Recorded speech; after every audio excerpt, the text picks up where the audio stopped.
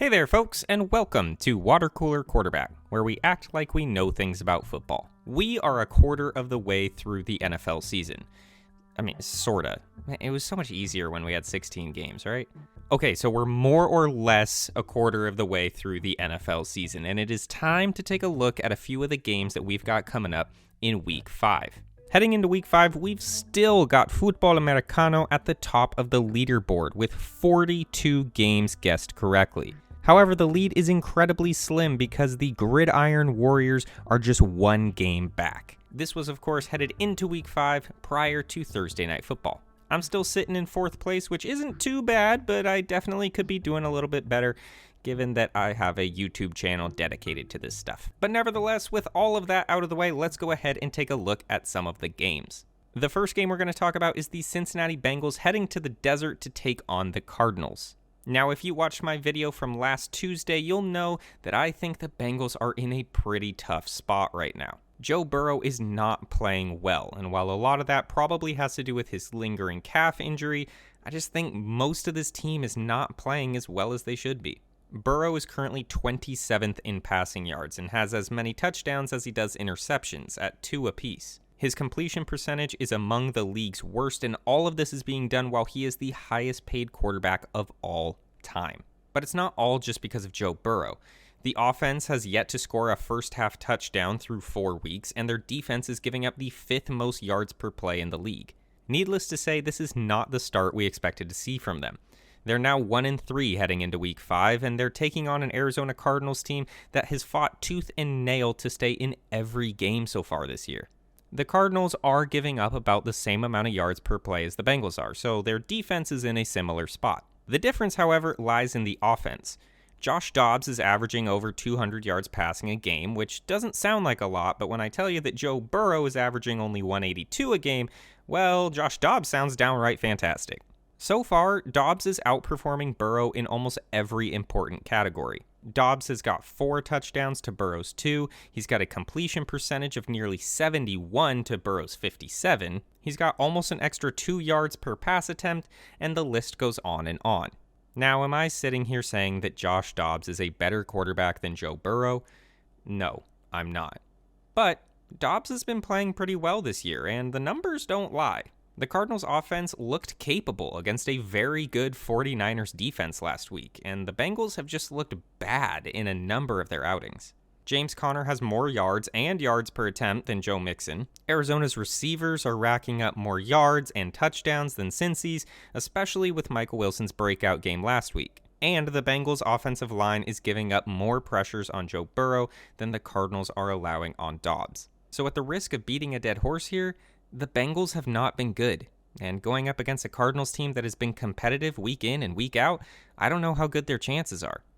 I know I've thrown a lot of numbers around today, and I've been pretty critical of the Bengals, but I promise it's all to justify my pick, because I am fairly confident that the Arizona Cardinals are going to win this game. Maybe that comes back to bite me, but I have got Josh Dobbs leading the Cardinals to 2-3, and the Bengals... Man, I don't know what the future holds if you guys fall to 1-4. Now, you may recall a movie a few years ago by the name of Kong vs. Godzilla. It was to be an all-out fight between 2 larger-than-life entities, and the world would be powerless, forced to just watch the carnage of this epic matchup. And heading into the year, that's exactly what we thought this Jets and Broncos game was going to be. Instead, this game now amounts to little more than 2 toddlers hitting each other with pool noodles. But to be fair, this was going to be a great matchup, and not just because Aaron Rodgers was supposed to be leading the Jets or because Sean Payton was supposed to have fixed the Broncos, but rather because of some drama that happened during the offseason. See, when Sean Payton left his analyst job at Fox Sports to go coach the Denver Broncos, he made some comments about the previous regime there in Denver. His comments now live in infamy as he referred to Nathaniel Hackett's tenure as the Broncos head coach as one of the worst coaching jobs in the history of the NFL. Them's fighting words right there. I mean, that's pretty harsh.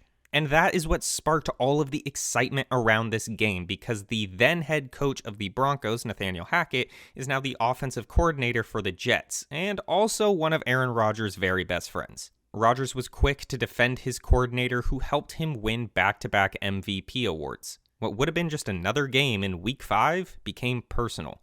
And even though Sean Payton did eventually walk back his comments and apologize, the stage had already been set. Shortly after those infamous comments, Payton also made clear his disdain for sideline interviews, sunglasses, and Gilligan hats.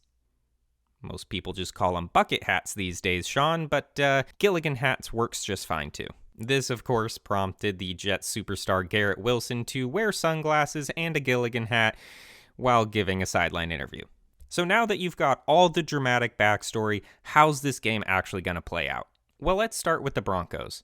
Russell Wilson is playing much better this year, and it seems like all the trials and tribulations of switching teams are over and done with. Seems like it took an entire season, but I digress. Wilson has already thrown 9 touchdowns on the season, something that didn't happen until week 13 of last year.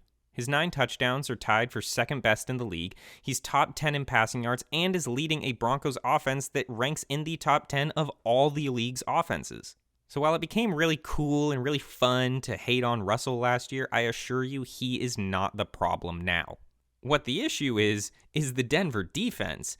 And I don't know if I've ever seen regression like this. What used to be such a strong suit for that team has now become a huge liability. They've given up the second most yards through the air and have allowed more points than any other team in the NFL. Of course, a lot of that is because of their game against the Dolphins, which, take that how you will. People have already been calling for the firing of Vance Joseph, the team's defensive coordinator, and honestly, if this game goes poorly, I could see that happening, because they're going up against the league's 27th ranked offense, led by Zach Wilson. And let me be clear, Zach Wilson has not been fantastic this year, but his showing on Sunday Night Football against the Chiefs gave a lot of people reason to believe in the kid. His career has not gone the way the Jets would have hoped, but you gotta remember, this guy was the 2nd overall pick. At some point in his life, he was really good at football. And the Jets clearly still believe in him, and we've seen a lot of growth from past seasons to now. Against Kansas City's really good defense, he threw for 245 yards, completed 72% of his passes, had 2 touchdowns, and no interceptions. The guy played well, and maybe, just maybe, he's turning an important corner in his career. And if there's any defense that can build this kid's confidence, it's Denver's. Ultimately, I do believe this game will come down to mismatches. The Jets' defense is incredible and is going up against a Denver offense that is playing well. And New York's offense is playing alright, but is going against a truly bad defense. And therein lies the difference. I think that the Jets' defense is significantly better than the Broncos' offense, and I think that the Jets' offense is significantly better than the Broncos' defense. So stating it in those terms, I think the choice is relatively simple. I've got the Jets winning this one. It all comes down to whether or not Zach Wilson can repeat what he did last week. Now, primetime games were made for matchups like these.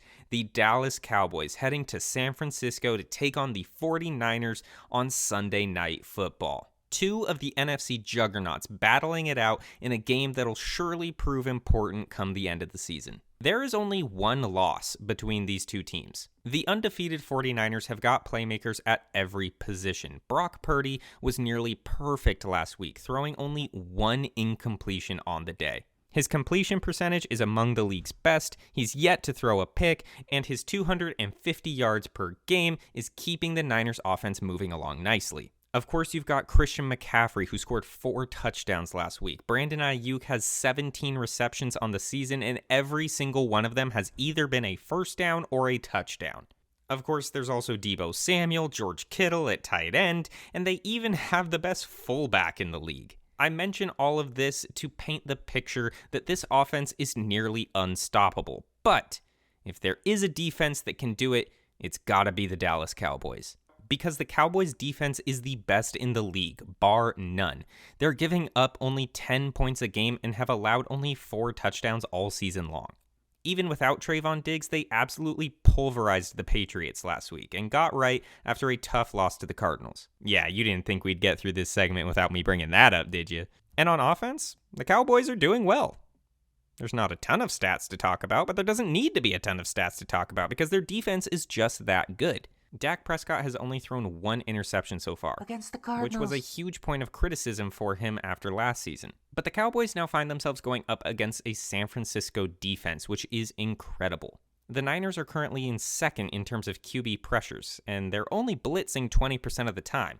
That means they're getting after the quarterback with just their front four. Fred Warner is an incredible linebacker, and this team just makes you earn every single yard. And when it's all said and done, I think this is going to be one of the best primetime games of the year. And it's honestly going to come down to whoever makes the first mistake. Whoever messes up first is going to be behind the 8-ball and is going to have to force a mistake by the other team if they hope to catch up. And with the Niners playing truly mistake-free football, I do have the 49ers winning this game. It absolutely can go either way, and if you pick the Cowboys, I can't blame you. 49% of myself agrees with you, but I'm giving just a slight edge to the Niners in this Sunday Night Football matchup. Now it is time for the second installment of Quick Picks, where we go through all the other games of Week 5 in one sentence or less. And if you remember from last week, it goes pretty quick, so buckle up. Buckle up. We're going to have some fun. Let's have some fun. Jaguars and Bills. Well, this game is being played in London, and one way or another, a guy named Josh Allen is going to win this game, but I do think it's going to be the one in blue and red. Texans at Falcons. CJ Stroud is having a historic rookie season, and Desmond Ridder is one bad game away from getting benched. Panthers at Lions. In the battle between Mufasa and Bagheera, my money's on James Earl Jones. Titans at Colts. The Titans' defense is stout, but I have faith in Anthony Richardson's ability to make magic. Giants at Dolphins. I wouldn't be surprised if the Finns score 80 this time. Saints at Patriots. I do have the Saints winning this game, but there's just zero offense to go around, so if you like scoring in your football games, best to just skip this one. Ravens at Steelers. That Steelers defense is going to try and put up a fight, but there's no way that Pittsburgh offense is keeping up with Lamar. Eagles at Rams. This is a sneaky good matchup, but I still got the Eagles remaining undefeated. Chiefs at Vikings. I bet we'll see more of Taylor Swift than Vikings in the end zone. Packers at Raiders. Devontae Adams is either going to win this game or hop on the team plane back to Green Bay. And that is going to do it for all of my Week 5 picks. Bye week startup this week, which means there's a little bit less football than there usually is, and that's just no fun. Be sure to like this video and let me know down in the comments which games you are going to be watching this weekend. Click that subscribe button if you want more predictions and news all season long. And until next time, my name is Andrew, this is Water Cooler Quarterback, and I will see you next time. Bye-bye.